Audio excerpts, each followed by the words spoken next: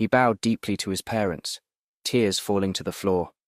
"Forgive me for not thanking you properly, for all your sacrifices, for everything you've done for me. I will triumph at school and make you proud. I promise." The mushrooms in his hair glowed softly, as if nodding to his words. "We already are," his mother whispered, lifting him up and embracing him. "We always have been." His father joined the embrace, and for a moment, under the light of the moon, filtering through the window, the small family remained united, stronger than ever. Ren smiled through his tears. He had much to tell them, much to explain. But for now, this was enough. He was home. In the bathtub, while hot water washed away the mud and spores from his skin, Ren reflected on his new knowledge. The mushrooms in his hair glowed softly, reflecting in the water like tiny stars. His parents' plants. Now he could clearly see what had happened. The knowledge flowed in his mind like a perfectly detailed manual. The manual outlined basic plant development. For the iron rank, one must provide 100 correct development points to rise in rank. If 1,000 points accumulated without specific direction, it resulted in premature maturation. The result of this was a weak seedling intermediate maturation, which was the only path available in iron rank. His parents hadn't had a choice. Without knowledge of evolution routes, without resources to buy proper cultivation techniques in their youth, their plants had accumulated development points randomly until reaching the limit.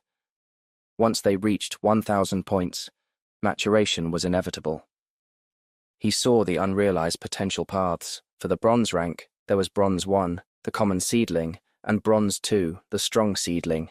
For the silver rank, there was silver 1, the weak plant, silver 2, the common plant, and silver 3, the strong plant. The water cooled while Ren reviewed this information. It was fascinating and tragic at once. His parents had worked so hard, but without the correct knowledge, without understanding the evolution paths. Ren straightened in the bathtub.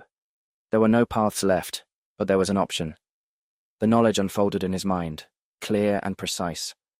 It was the 1,000 days method for true plant maturation. The mature plants everyone knew were actually an intermediate state, a cocoon waiting to bloom. The true final result required 3 things. First, 1,000 specific development points. Second, 1 point per day, without exception. Third, a 3-part ritual that must be performed with absolute precision.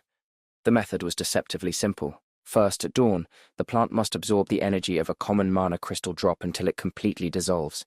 These could be found on the surface after rains, but it must be processed. This energy must mix with a drop of vital essence. Second, during midday, the crystal needs exactly 24 minutes of direct sunlight, not a minute more, not a minute less. Third, at sunset, the mixture must be sealed with golden pollen from night flowers, which are common plants that bloom in 10-day cycles. It's like daily medicine, Ren thought enthusiastically, and the components are common enough to never run out. The key wasn't in the components, but in precision and consistency. One failed day, and the process had to restart from zero. Most people who had tried any cultivation with a new method would abandon it after a few months, convinced it wasn't working. Additionally, at the end they had to seal all the accumulated power in the process with an expensive rune. In this case, his parents would need a vitality rune for the last day. "Now I understand why nobody discovers this," murmured Ren. "Everyone knows effective cultivation methods last 150 days maximum. Some extend to 6 months. The 5-month perception was also a misinterpretation. In reality, all methods were only 100 days long, but people wasted time at the beginning trying to find the correct rhythm and getting the mana energy levels wrong. Not that he didn't get why they used less mana every day than the most efficient amount. Mana poisoning was scary. The mushrooms in his hair pulsed softly while he processed this information. It was strange to know so much, about every beast. Yet even if he could clearly see the evolution paths and cultivation methods up to silver rank, beyond that there was nothing. Everything related to gold rank beasts or higher was an absolute mystery. Perhaps, he thought, when my own spore evolves. But that was a problem for another time. Now he had to find a way to convince his parents to try something that everyone knew was impossible. 1,000 days, a daily mission, 3 magical elements, no margin for error, and the result. A truly mature iron plant could reach the strength of a bronze 2 plant. It wouldn't be as versatile as a plant that had naturally evolved to that rank, but its base power would be the same. Their extra vitality would rise from 40% to 100%, and they would live longer too. He just needed to convince them to try it. For 1,000 days. It's like cooking, he murmured, finding an analogy his parents would understand. You can have the best ingredients, but without the correct recipe. He sank deeper into the water, watching how the mushrooms in his reflection subtly changed color. There had to be a way to show them he wasn't making up stories, to show them he really understood things no 10-year-old should know. But first, he needed to better understand his own powers. Information about other beasts flowed naturally in his mind. But there were limits. Nebulous frontiers where knowledge faded into uncertainty, one step at a time, he whispered, remembering how his father always said that same thing when preparing a particularly complex dish. Water dripped from the mushrooms in his hair when he finally left the bath. In the foggy old mirror, his reflection stared back. A small, scrawny boy with red hair and green eyes, luminescent mushrooms in his hair. Nobody would believe that this child could be special. He would have to prove it. Ren awoke with the first light, the mushrooms in his hair glowing faintly. In 6 days, he would leave for school for 8 long years. But before leaving, he needed to make sure his parents began the ritual. He found them in the kitchen, preparing for another day of work. Their faces still showed marks from the previous night's crying. "Mom, Dad," he called their attention, holding dozens of mana crystals he had found over the years in the garden. "Before I go to school, could you promise me something?" Ren awoke with the first light of dawn, the mushrooms in his hair glowing with a faint radiance. He had dreamed of evolution routes and paths of power, but among all that knowledge, one simple idea had crystallized. His parents were cooks. He dressed quickly and went down to the kitchen. As expected, his parents were already there, preparing the day's bread.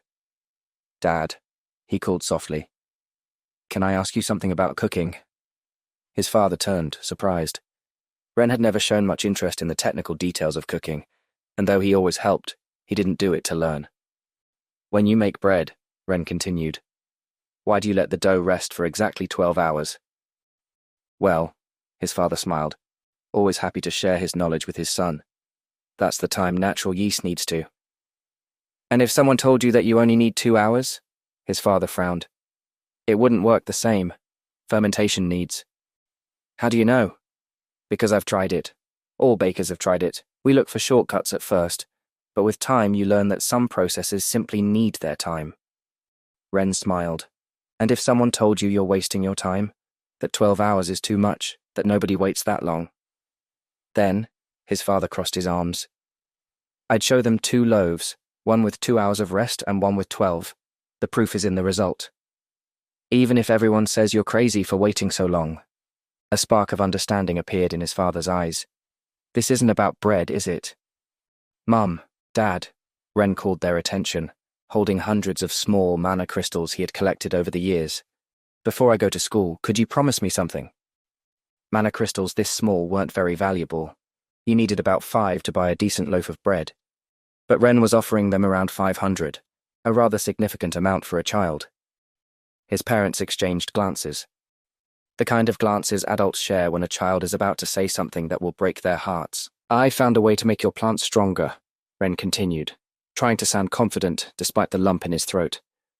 "It's a ritual that takes 1,000 days, but—" "I promise," Ren said firmly, "that if you trust me and follow exactly what I tell you for 1,000 days, your plants will reach the power of a bronze rank 2 beast." "Son," his father began skeptically, "like bread, Dad, the proof will be in the result." "Oh, darling," his mother knelt before him, her eyes moistening again. "I know it sounds impossible," Ren continued quickly, "but you only need to absorb this each day, with these mana crystals, and—" He understood what they were thinking, their little son, desperately trying to convince himself and them that everything would be all right, that his weak fungus and their mature plants didn't mean a future of misery. Wait, that's not the end. You've just had a free taste. Now get the full story on the Pocket FM app, link in description. Check out our next video and playlist, and don't forget to like, share, and subscribe.